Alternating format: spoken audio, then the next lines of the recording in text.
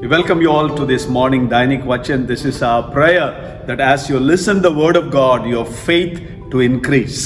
आज के दैनिक वचन में सुबह के समय आपको हम स्वागत करते हैं। जैसे कि आप परमेश्वर के वचन को आप सुनते हो, हम चाहते हैं और हमारी प्रार्थना है कि परमेश्वर के वचन आपके विश्वास को बलवंत करने पाए। The Gospel of Matthew chapter 17, look with me for a few minutes, where Jesus takes 3 of his disciples, the inner circle, to the Mount of Transfiguration. मत्ती का सुसमाचार 17 अध्याय जब हम पढ़ते हैं, जहाँ पे प्रभु यीशु मसीह अपने चेलों के साथ और विशेष करके 3 चेले जो उनके बहुत ही करीब थे उस पर्वत पे चढ़े। And the rest of the disciples, they were left behind and they had to face an impossible situation. और बाकी जो चेले थे उनको पीछे छोड़ना पड़ा और इन चेलों ने एक असंभव परिस्थिति का सामना किया। A father brings his son who had an epileptic problem and they could not cast the devil out. और एक पिता अपने बच्चे को चेलों के पास लेके आते हैं और चेले उसके अंदर से दुष्ट आत्मा को निकाल नहीं सकते। And Gospel of Matthew chapter 17 verse number 15, this is what the father tells to Jesus when Jesus and the 3 disciples, Peter, John and James, come down from the Mount of Transfiguration, verse number 15. और मत्ती का सुसमाचार 17 अध्याय उसका 15 वचन में जब हम पढ़ते हैं, इस प्रकार से ऐसा कहता है, जहाँ प्रभु यीशु मसीह ने उनके खास चेलों के साथ बात करते हैं और कहते हैं, प्रभु मेरे पुत्र पर दया कर, क्योंकि उसको मिर्गी आती है और वह बहुत दुख उठाता है और बार बार आग में और बार बार पानी में गिर पड़ता है। And verse number 16, the father says, I brought him to your disciple, but they could not cure him. और उस पिता ने इस प्रकार से कहता है, और मैं उसको तेरे चेलों के पास लाया था पर वे उसे अच्छा नहीं कर सके। And verse number 17, Jesus makes a very important statement. He answered and said, O faithless and perverse generation, how long shall I be with you? How long shall I bear with you?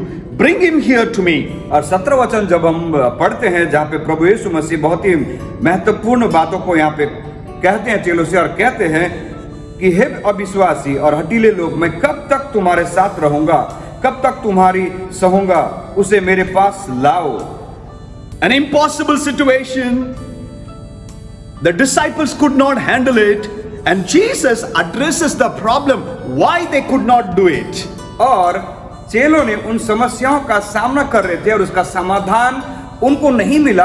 तब प्रभु यीशु मसीह को आके वो कहने लगे, तब प्रभु यीशु मसीह ने उन दुष्ट आत्माओं को क्यों निकाल नहीं पाया, इसके बारे में यीशु चेलों से बात करते हैं। They could not bring healing to this boy because of 2 reasons. Jesus says, you have no faith, and secondly, you are perverse. और यहाँ प्रभु यीशु मसीह ने चेलों से कहते हैं कि 2 कारण है जिसके वजह से तुम इस लड़के के अंदर अचंगाई का काम तुमने नहीं देख पाए। पहले कारण तुम्हारा अविश्वास के कारण, और दूसरी बात तुम्हारा हठीलापन।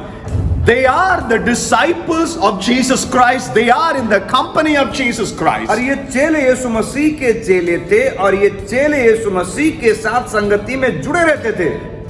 It is still possible at times that we become his disciple, we just follow him, but we can still live without any faith and we can be perverse. और हो सकता है कि हम प्रभु यीशु मसीह के चेले तो बन सकते हैं, उनके साथ भी हम रह सकते हैं, लेकिन समय ऐसे आए जहां पे हमारे जीवन में अविश्वास और हठीलेपन का स्वभाव के साथ हम रहे। You can still say, I love Jesus, I follow him, I am born again, spirit-filled, but we can get disconnected from him.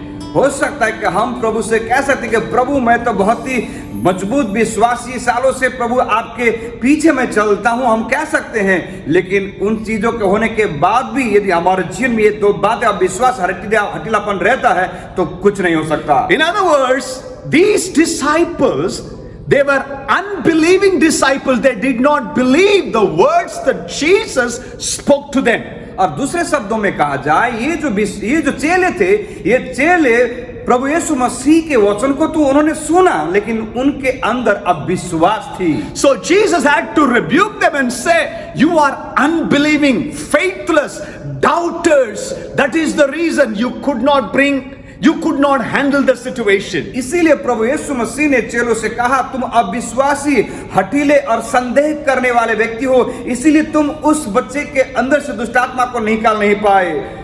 We are in a in the middle of the pandemic and this last 2 years, so many things, ups and downs would have happened in your life, in your family, and in the ministry. इस महामारी के समय में पिछले 2 सालों में शायद कई सारी बातें आपके जीवन में, आपके परिवार में उथल पुथल हो चुकी है। Are you able to handle the situation, or you are clueless and you feel like giving up? क्या आपके पास वो समाधान करने की ताकत है, या फिर आज आप नहीं जानते कि क्या करना है आगे? You are also just like these disciples. You have no idea what's happening and you are ready to give up. या फिर आप भी इन चेलों के समान हो कि जो कुछ हो रहा है उनको समझ में ही नहीं आ रहा है, उनके पास कोई तरीके नहीं कि क्या करें। We can still be called his disciples. हम उसके चेले तो कहे जा सकते हैं। Do we believe his promises? लेकिन क्या हम उनके वायदों में विश्वास करते हैं? Do we believe what all he had spoken about you and your life and your future? क्या आप विश्वास करते हो कि जो कुछ परमेश्वर ने वायदे आपके जीवन के ऊपर, आपके परिवार के ऊपर और आपके लिए कही है? The vision, the dreams, the plan that God has kept for your life. जो सपन और जो दर्शन, जो योजनाएं और उद्देश्य परमेश्वर ने आपके जीवन के लिए रखी है, They had no faith because they were doubting, they were not believing the words that Jesus spoke and preached and taught them. अब ये जो चेले थे, प्रभु यीशु मसीह ने जो कुछ भी प्रचार किया, जो भी उपदेश दिया, जो भी शिक्षाएं दी, इनके अंदर अविश्वास था और इनके अंदर संदेह थी। They were disconnected from Jesus. और उनके उस स्वभाव की वजह से यीशु के साथ रहने के बावजूद भी उनका जीवन यीशु से अलगाव का था। And Jesus, secondly, he says, you are perverse. और दूसरी बात यीशु कहते हैं उन्हें कि तुम हठीले लोग हो। You don't do it. You don't want to do anything. You are rebellious. You know that these things should be done, but you don't want to do it. और प्रभु यीशु चेलों से कहते हैं कि तुम हठीले हो, क्योंकि तुम जानते हो ये बात करनी चाहिए, ये सारी चीजें सही हैं, लेकिन तुम सब कुछ जानने के बावजूद भी तुम हट लिए बैठे हो, तुम उसे नहीं करते। In other words, you are entangled with so many other things in life. और दूसरे शब्दों में कहा जाए तो प्रभु यीशु मसीह ने चेलों से कहा कि तुम संसार के कई सारी बातों से तुम फंसे हुए हो। You are disconnected from me. और तुम मुझसे दूर चले गए। You have no faith. आज तुम्हारे अंदर विश्वास नहीं है। And you are too connected with other things, perverse. और तुम हठीले बनके तुम दूसरे चीजों से बहुत ज्यादा घनिष्ठता के साथ जुड़े हुए हो। Anytime we are disconnected from Jesus, और जब कभी भी हम परमेश्वर के साथ एक दूरी बना लेते हैं, that is the moment we get too connected with the worldly things and other things entangles our life. और वही जो समय रहता है जहां पे संसार की सारी बातें हमें अपनी ओर आकर्षित करके बांधे रखती है। And we have no idea how to handle the issues that we face in our life. और उस वक्त जिन समस्याओं का सामना हम करते हैं, उस समय हमारे पास वो सोच और समझ नहीं रहती कि हम उसका कैसे समाधान करें। Verse number 19 of Matthew's Gospel, chapter 17. Then the disciples privately come to Jesus and asks him why they could not bring healing to this boy. और मत्ती का सुसमाचार 17 अध्याय उसका 19 जब हम पढ़ते हैं, जहां पे चेले व्यक्तिगत रूप से गुप्त में आके यीशु से पूछते हैं कि प्रभु हमने क्यों ऐसा, हम चंगाई का काम हमने नहीं कर पाए। Again Jesus says in verse number 20, because of your unbelief. और फिर एक बार प्रभु यीशु मसीह 20वें वचन में कहते हैं ये इसलिए नहीं हुआ क्योंकि तुम्हारे अंदर अविश्वास है। You do not believe what all I've been speaking to you. क्योंकि तुमने अब तक विश्वास नहीं रखा जो कुछ मैंने तुम्हें सिखाया और पढ़ाया। You are just following me, a routine, a ritual. You are just coming with me. That's it. There is no connectivity along with me. और यीशु चेलों से कहते हैं कि तुम मेरे पीछे तो आ रहे हो, मेरे पीछे तो चल रहे हो, लेकिन व्यक्तिगत रीति से तुम मेरे वचनों पे बने नहीं रहते और मेरे साथ तुम दूरी बनाते हो। And you are unplugged from me and you are plugged into so many other things. और प्रभु कहते हैं कि तुम मुझसे हटकर दूसरी बातों में जुड़े हुए हो। Then no, Jesus not only addresses the problem, but at the same time he gives the solution too. अब प्रभु यीशु सिर्फ समस्या की बात नहीं करते, लेकिन समस्या में निकास या समाधान कैसे उसकी भी बात करते हैं। And verse number 20 he says, this kind does not go out except prayer and fasting. और वचन ऐसा क्या था, प्रभु यीशु मसीह ने उनसे कहा कि ये सारी जो चीजें हैं बिना उपवास और प्रार्थना के बाहर नहीं निकलती। So what was the problem? तो समस्या क्या थी? Disconnected from Jesus, connected to the world, faithless, doubters, unfaithful, and entangled with so many other things. तो समस्या क्या थी कि ये चेले यीशु मसीह के साथ हट के दूसरे बातों में जुड़े हुए थे। उनके जीवन में अविश्वास था, उनके जीवन में संदेह था और उनका जीवन दूसरे बातों से जुड़ा हुआ था। And what is the remedy for it? और इसका उपचार क्या है? And Jesus says, this kind cannot be resolved unless you pray and fast. और प्रभु यीशु मसीह ने उस समस्याओं का समाधान उन्हें कहा कि ये सारी चीजें बिना उपवास और प्रार्थना के नहीं निकल सकती। Prayer connects you back to the Lord क्योंकि प्रार्थना हमें वापस प्रभु के साथ जोड़ देती है and increases your faith. और हमारे विश्वास को बलवंत करती है। And fasting disconnects you from all those things that entangles you, the worldly things, those things that does not connect with God. और उपवास जब हम करते हैं तो उपवास के दौरान प्रभु हमको उन सारी बातों से, संसार की चीजों से जो हमें जकड़े रहते हैं, उन सारी चीजों से हमें दूर कर देती है। And when you pray and seek God, it creates a hunger and thirst, and you say, Lord, I need you more in my life. और जब आप प्रभु की उपस्थिति में बैठ के जब आप प्रार्थना करते हो और प्रार्थना के दौरान आपके अंदर परमेश्वर उस भूख और प्यास को देता है, जब आप कहते हो प्रभु से कि प्रभु आपके बिना मैं कुछ नहीं कर सकता। But when you fast and pray, लेकिन जब उपवास के साथ जब आप प्रार्थना करते हो, it just cuts off from everything that is trying to stop you, choke your spiritual life. और प्रार्थना और उपवास के साथ जब प्रभु को निहारते हो, तब आपके जीवन की सारी संसार की बातें आपको बांधे रहती है, जकड़े रहती हैं, वो सारी चीजें आपके जीवन से निकल जाती So हैं। the problem of the disciples, they were doubters, they did not have enough faith, and they were perverse. And the solution, the remedy, is to pray, to connect back to the Lord, and fast to disconnect from the world.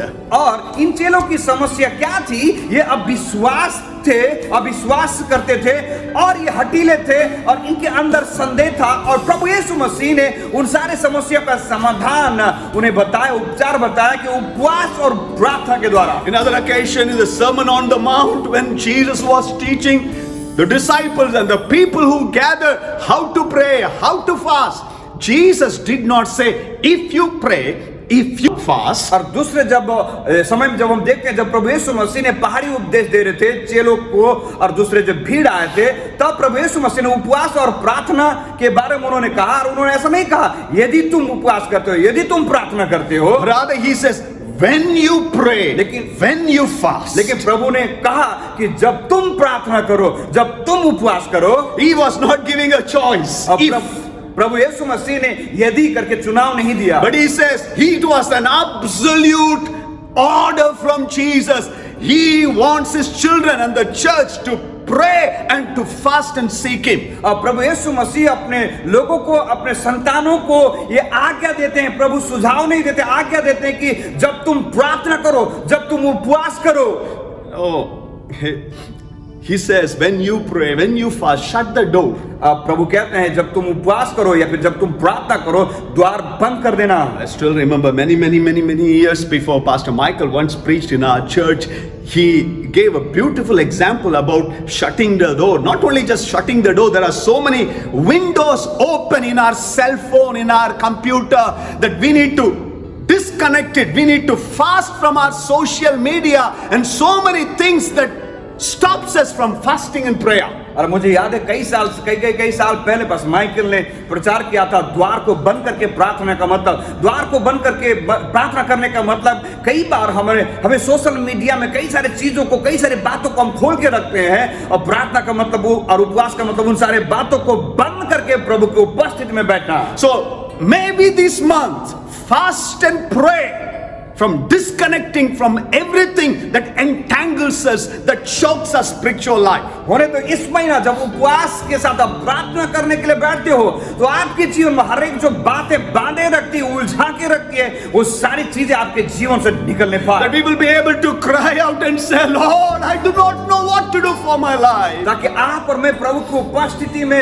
रोके कहने पाए कि प्रभु मैं नहीं जानता कि मैं क्या करूं, आप मुझे सिखाइए। It looks like heavens have become like brass that my prayers are not penetrating the roof, Lord. और प्रभु से कहे कि प्रभु मेरी प्रार्थना ऐसा लगती कि आकाश पीतल का सा हो गया जिससे मेरी प्रार्थना ऊपर नहीं पहुंचती। I do not know how to handle the situation. प्रभु मैं नहीं जानता इस परिस्थिति का समाधान मैं कैसे करूं। There are so many noises and voices that I am completely confused about my life. प्रभु मेरे चारों तरफ कई सारे आवाजें हैं जिसकी वजह से मैं भ्रमित में हूं कि मैं क्या करूं। I am ready to give up everything, break me, mold me, shape me and use me, Lord. प्रभु मैं सारे चीजों को छोड़ के प्रभु मैं आपके पास आना चाहता हूं, मुझे तैयार कीजिए, मुझे बनाइए प्रभु जी। Jesus wants to speak to you. यीशु आपसे बात करना चाहते हैं। He wants to lead you and guide you every day of your life. और आपके जीवन में हर दिन आपको अगुवाई करना चाहता है, आपकी मार्गदर्शन करना चाहता है। If you go to a doctor and you have a cholesterol or a sugar diabetic problem, यदि आप डॉक्टर के पास जाते हो और आपका कोलेस्ट्रॉल या फिर आपकी जो शुगर की बीमारी के बारे में कहता है, he would give you a set of diets and he would tell you what to eat, what not to eat, to give up certain things. तो डॉक्टर आपको यह सलाह देगा कि आपको किन सारे चीजों को खाना है और किन सारे चीजों को आपको परहेज करना खाने से बताएगा आपको। And you would follow his prescription. और जो कुछ डॉक्टर आपको लिख के देता है उसका आप पालन करोगे। It's the same. Our Lord Jesus says, I want to give you breakthrough, healing, deliverance and want to use you and bring you out of the trouble you are in. But are you ready to give up all those things that entangles your life? और ठीक उसी प्रकार प्रभु यीशु आपसे और मुझसे कहते हैं कि आप और मैं उन सारे चीजों को छोड़ दे, उन सारी चीजों को छोड़ दे, उन सारी चीजों से दूर हो जाए, अलग हो जाए और जैसा प्रभु हमें कहते हैं उसी प्रकार हम करें। In other occasion in the Gospel of Luke chapter 5, once Jesus was asked this question, why your disciples do not fast? और एक जगह पे जो लूका का सुसमाचार 5वें अध्याय में जब बढ़ते जहाँ पे चेले आके यीशु से कहते हैं कि आपके चेले क्यों उपवास के साथ प्रार्थना नहीं करते जबकि यूहन्ना के चेले प्रार्थना करते उपवास के साथ। To that Jesus says, और प्रभु यीशु मसीह ने उनसे कहा, when the bridegroom, when I am with my disciple, when my presence is with them, they do not need to fast. और वो कहता जब तक दूल्हा रहता है या फिर जब मैं उनके साथ में हूं उनको उपवास के साथ प्रार्थना करने की जरूरत नहीं है। But a time is coming, लेकिन वो समय आने वाला है, I will be taken away, और मैं उठा लिया जाऊंगा। and to regain, to get back that presence that they enjoy now, they need to fast and pray. और फिर से मेरी उपस्थिति और मेरी संगति को जो आज वो अनुभव करते हैं उसे अनुभव करने के लिए उनको फिर से अपने जीवन में पाने के लिए उनको उपवास और प्रार्थना की जरूरत पड़ेगी। Have you lost the presence of God? क्या आपने प्रभु की उपस्थिति को खो दिया है? Have you lost the touch of God? क्या आपने परमेश्वर के छुअन को खो दिया है? It is time to give up those things you are addicted to. और आज उन सारी चीजों को छोड़ने की जरूरत है जो हमारे जीवन में आदत बन चुकी है। Today, we'll have to fast by giving up all the social media at times. और आज हमें उपवास के दौरान सोशल मीडिया में जितना समय को देते उन सारे समय को भी हमको छोड़ के प्रार्थना करना है। Facebook, Instagram, Twitter, and what all, status, WhatsApp status, who likes, who does not like, all these things should we give up and seek him and fast and pray. ये समय आ गया कि मैं और आप फेसबुक, इंस्टाग्राम, ट्विटर और जितने भी सोशल मीडिया की बातें जो हमारे समय को लेती है उन्हें छोड़ के प्रभु की उपस्थिति में उपवास और प्रार्थना करना है। That we are too connected to things that we are ready to sacrifice. जिन चीजों से हम बहुत ज्यादा जुड़े हुए हैं उन सारे चीजों को बलिदान करने की जरूरत है प्रभु के लिए। So that we will be able to face the challenges that is just before us. ताकि आप और मैं हमारे जीवन के सामने जो समस्या का सामना करते हैं उसका हम हियाव के साथ सामना कर सके। When you fast, जब आप उपवास करते हो, you are telling the Lord, आप प्रभु से कहते हो, Lord, I have no strength. प्रभु मेरे पास ताकत नहीं है प्रभु। I don't depend upon my strength, my ability, my brilliance, my wisdom and my experience. हम प्रभु से कहते उपवास के दौरान कि प्रभु मुझ में ताकत नहीं, मुझ में सामर्थ्य नहीं है, मुझ में योग्यता नहीं, मैं कुछ नहीं कर सकता प्रभु। I need you, Lord, more. प्रभु मुझे आपकी जरूरत और ज्यादा है। He will wake you up early in the morning. और प्रभु आपको बड़ी भोर को उठाएंगे। He will talk to you. He will tell you exactly what to do. और प्रभु आपसे बात करेंगे और प्रभु आपको हर एक चीजों को बेहतर रीति से बताएंगे। Remember this. इस बात को याद रखें, We can still be called his disciple, हम उनके चेले तो कहे जा सकते हैं, but we can be doubters and don't believe every word that he had spoken to us. और हम संदेह करने वाला व्यक्ति बन सकते हैं, अब विश्वास वाले व्यक्ति बन सकते हैं, और जो कुछ वो कहता है उन बातों के ऊपर हम संदेह के साथ चले। What you feed, that is what you are going to be. जिन चीजों के द्वारा आप भरे रहते हो वही चीजें आपको चलाती है। If you feed your spirit with the life-giving word and get connected to God by unplugging everything that stops the flow of the anointing of God. यदि आप अपने जीवन को पवित्र आत्मा की सामर्थ्य से आप भरते हो, और यदि आप भरने के बावजूद भी उन सारे चीजों से अपने आप को अलग नहीं करते हो, तो आपके जीवन की अभिषेक यही बातें रोके रखेंगी। Then you will be able to say nothing is impossible to God. तब आप जब परमेश्वर की उपस्थिति से भर के उन सारे चीजों से अलग होके आप प्रभु की उपस्थिति में रहते हो, तब आप कर सकते हो कि कह सकते हो कि मेरे लिए कुछ भी असंभव नहीं है जो मुझको सामर्थ्य देता है। Bow your head wherever you are. जहां कहीं भी आप हो, आइए सरों को झुकाएं, Let's pray together. आइए एक साथ हम प्रार्थना करें। Let the Lord minister to us and reveal his plan as we fast and seek his face. जब हम उपवास के साथ प्रार्थना करते हैं, प्रभु की ओर निहारते हैं, तो होने दे कि प्रभु अपनी योजनाओं को हमारे सामने प्रकट करने पाए। Father, we come to your presence. पिता, हम आपकी उपस्थिति में आते हैं। Draw us so close to you.